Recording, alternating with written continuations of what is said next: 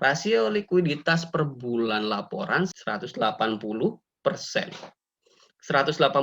itu berarti tidak mencapai risk appetite statement.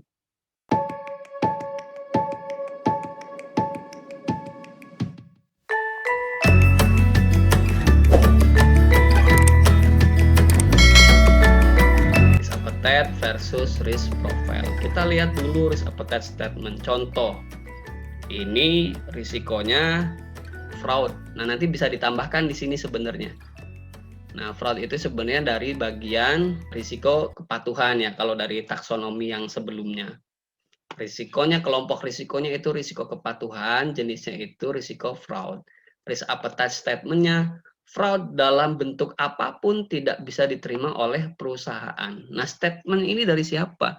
Ini dari pimpinan puncak, dari pucuk pimpinan ini, dari BOD, BOC, dari pemilik perusahaan ini.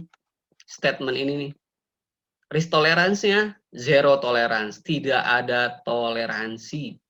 Mau satu, mau dua, mau sekecil apapun, tidak ada toleransi untuk fraud. Ini statementnya. Kemudian ini risiko operasional, kelompoknya jenisnya cyber risk.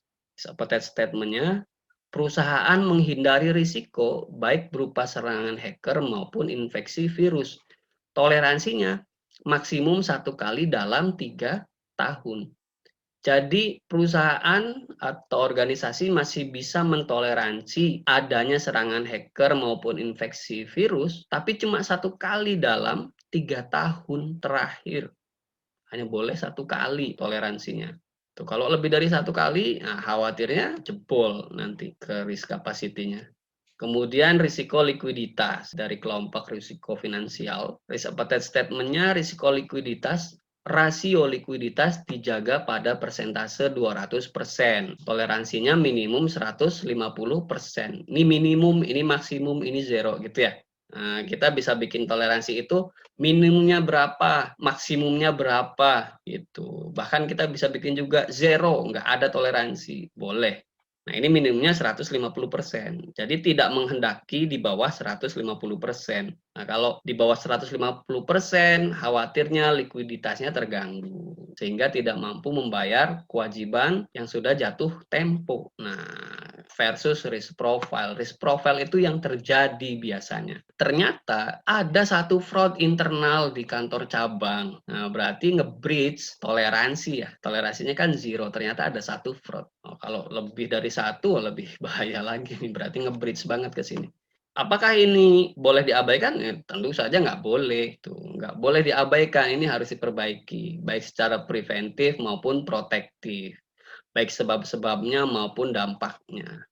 Nah, kemudian yang cyber risk, tidak ada serangan hacker dan infeksi virus pada 3 tahun terakhir. Berarti ini masih di bawah toleransi sesuai dengan risk appetite. Nah, yang ketiga yang likuiditas, rasio likuiditas per bulan laporan 180%. 180% itu berarti tidak mencapai risk appetite statement.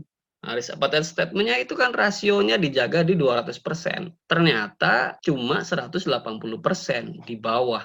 Nah, tapi belum nge-breach, belum melanggar risk tolerance-nya. Risk tolerance-nya itu 150%, masih di tengah-tengah. Ini melanggar, ini tidak melanggar, ini di tengah-tengah antara risk appetite dan risk tolerance. Nah, kondisi seperti itu secara umum seperti apa sih sebenarnya? Nah, gambarannya secara umum seperti ini yang di bawah. Kalau risk profile-nya melampaui toleransi, seperti yang ini, yang fraud, maka perusahaan bisa terekspos risiko tinggi, gitu ya. Aksi yang diambil adalah perbaikan dan mitigasi, menekan kemungkinan likelihood-nya dan menekan dampaknya. Nih, mitigasi risiko. Oke, kemudian kondisi yang kedua, risk profile sesuai risk appetite. Artinya adalah perusahaan mendapatkan peluang. Kalau dari sisi opportunity dan risk, sebenarnya perusahaan mendapatkan peluang. Jadi jalan terus bisa punya jalan untuk sampai ke sasaran, ke tujuan, ke objektifnya. Oke, action yang perlu diambil tetap dimonitor, jangan sampai malah nge-breach risk appetite statement-nya, risk tolerance-nya bahkan gitu.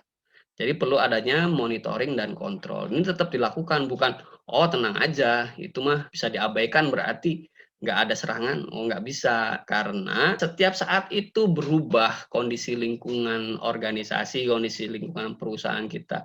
Yang namanya hacker, virus, komputer itu berkembang terus. Nah, makanya manajemen risiko itu kan prinsipnya harus dinamis, disesuaikan gitu. Jadi perlu monitoring dan kontrol. Nah, kondisi yang ketiga, risk profile tidak mencapai risk appetite nih. Tidak mencapai risk appetite, tapi masih di bawah risk tolerance. Perusahaan kehilangan peluang, itu tentu saja ya. Aksinya perbaikan strategi supaya 180% ini bisa naik ke 200%. Pengelolaan asetnya diperbaiki. Manajemen asetnya, aset liabilitasnya diperbaiki.